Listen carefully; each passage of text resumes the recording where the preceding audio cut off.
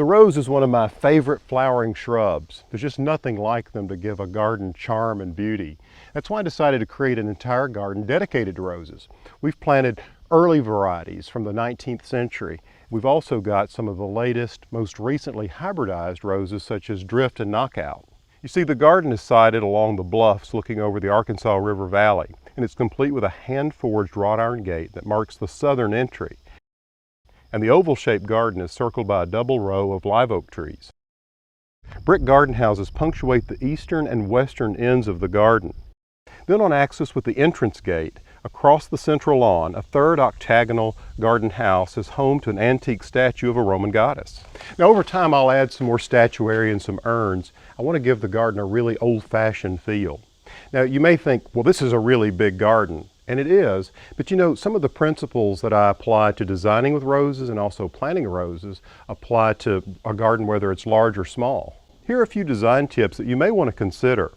First, when planting large drifts of roses, use two shades of the same color rose, one darker and one lighter. You see, this can be more visually compelling than one large splash of a single color.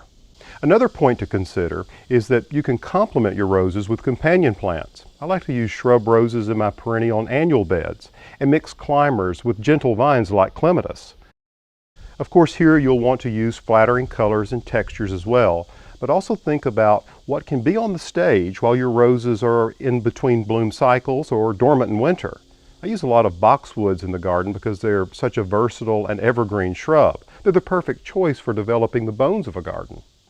The variety of boxwood I've used here is one called Green Velvet. We've used it to border the flower beds, and what's wonderful about it is that it's an excellent performer in many parts of the country, very hardy.